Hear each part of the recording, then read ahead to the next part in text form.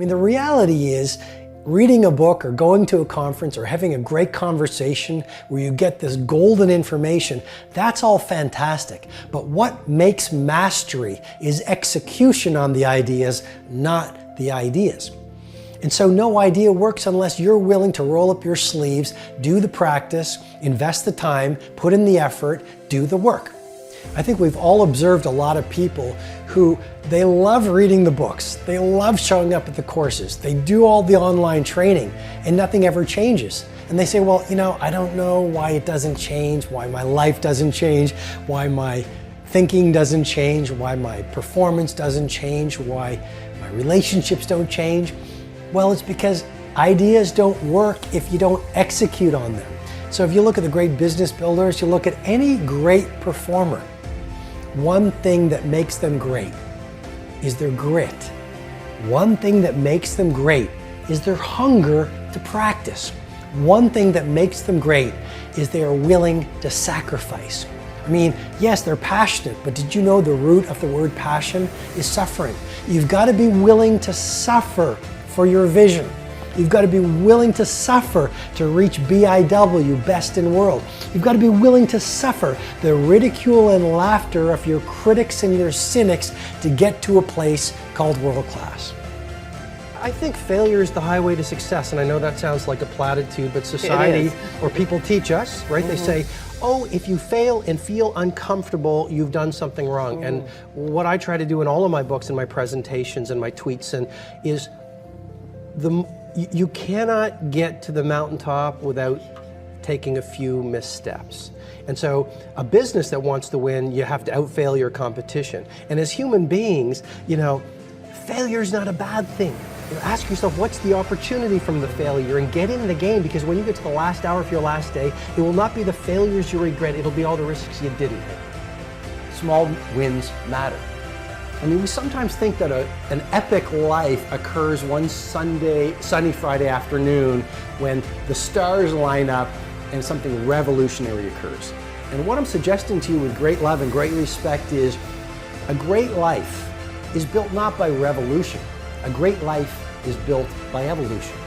Small and steady wins the race. What you do every day is far more important than what you do once every decade. I want you to really think about that idea. What you do every day is simply your life in miniature. And as you live every single day, so you're crafting your life. What you do over the next hours is really building your future.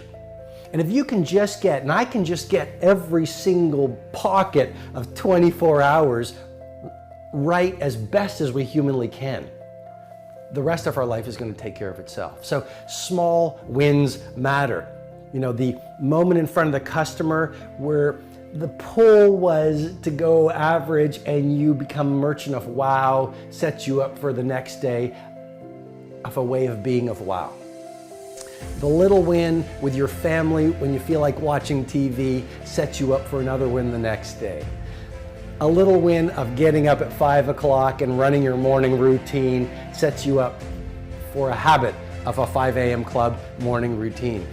Small daily improvements over time will lead you to stunning results. Tiny wins are the way to greatness. And that's one of the things life has taught me. When you look at the great companies, whether it's an Amazon, whether it's some of the tech startups coming out right now, whether it's a Zappos, whether it's a FedEx, whether it's a Nike, whether it's a General Electric, whether it's some of the little shops in your neighborhood that we really admire because people still cook the food with love, or they serve the food with love, or people have an attention to detail. Great companies are built by those small, steady optimizations every single day. If you look at any great product, it wasn't just one day that built the great product. It was a culture and a mindset of daily innovation and optimization when done consistently over time, which led to world class. Even relationships. A great relationship, it's all about those small daily wins when done consistently leads to a lifetime of love. I was walking in the woods last week and there was an elderly couple walking in front of me, and they really stood out because they were moving fast. And they were also they had these ski poles. And so This is the autumn in my hometown, and they were walking with these ski poles, and so I sort of joked as I walked by them because it's pretty much only the three of us in this deep forest, and I said, "You're missing the snow." And they sort of laughed, and we actually walked for about half an hour. And we started going pretty deep. And they said to me, "You know, we've been married 52 years. And I said, 52 years, what's your secret?" And the woman says, "Well, I've had to put up with a lot," which made me laugh. And then it was all about the little, small, daily things they did to foster a lifetime of love. And if you're liking the video so far, hit the like button down below and subscribe to the channel for more videos like this. Next is Aim for Legendary. Nothing fails like success. You're successful, maybe it's in your health, maybe it's in your finances, maybe it's in your career, maybe it's in your family life, maybe it's in the way that you show up in the world. Awesome. You're in a really vulnerable place right now. It is one thing to be successful. It is another thing to sustain success over the coming decades. Is that not a powerful idea? I mean, let's go to the entertainment industry. It's very hard to be a one-hit wonder. Let's not knock a one-hit wonder.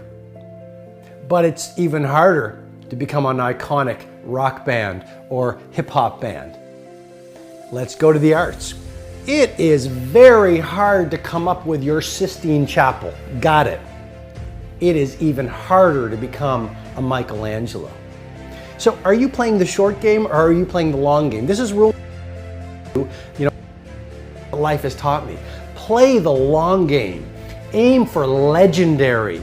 Don't just say, "I want to be world class in my dominant pursuit for a little window of time." Say, "I want to have the guts and the grit and the acumen and the mindset and the capability and the commitment to create enduring success." And that's why I say nothing fails like success. You look at the restaurant that is hot in your neighborhood right now. They're on the path to obsolescence if they're not really careful. Sure, they went from a little neighborhood shop that made beautiful pasta, that had great service, that had the owner on the floor, shaking your hand, getting to know your name. Then they got written up in the magazines, and then they got interviewed, and then word of mouth spread like wildfire. And what happened? They became arrogant. You see, success can be so toxic. And it happens, it is such a pull on every human being. It just plays with your mind. And you literally shift from humility to arrogance. You shift from humility to arrogance, and once the arrogance sets in a mindset, it starts to populate every other person on the team, every other person in the culture, every other person in the community. And it is a very short fall from success to irrelevance.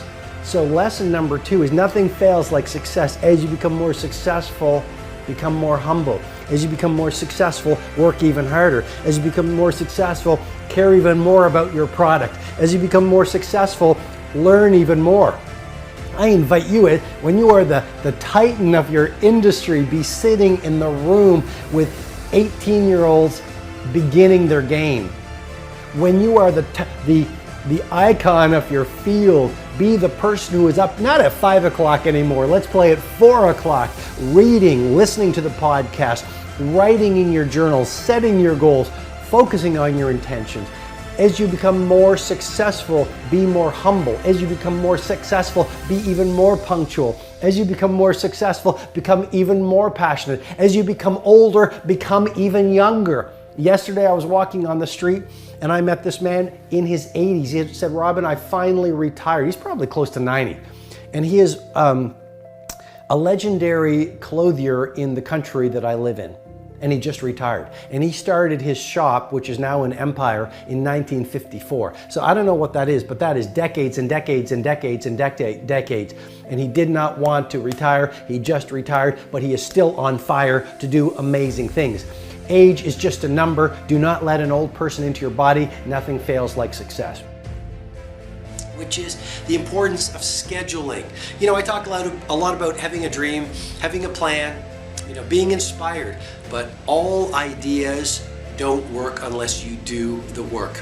And some of the best work you can do is getting really good at creating a one-page plan. Have your big five, the 5 things that need to happen this year for this to be your best year yet, on a one-page plan. Your top 5 values, put them on that same plan. Your top 5 sub-goals sequenced into each quarter of this year on that one-page plan.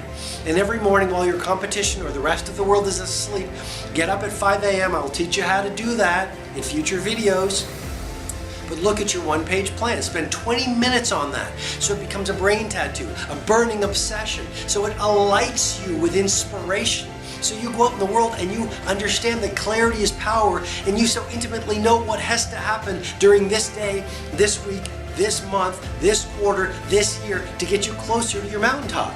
Because the hours that ordinary people waste, extraordinary people do. Because they're not bored like most people. Most people need to medicate themselves with too much TV, too much Facebook, too much video, too much chit-chat, too much busyness, because they don't know their goals.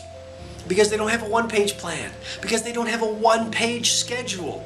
I mean, I've got my schedule for every 7 days. Almost everything I need to do goes on it. And you might say, Robin, well, that's a very rigid way to live. No, it's a very free way to live, because then I have the power to live life on my own terms. I feel inspired. I'm not wasting each day. I'm leveraging each day. And then the final idea is, please remember this.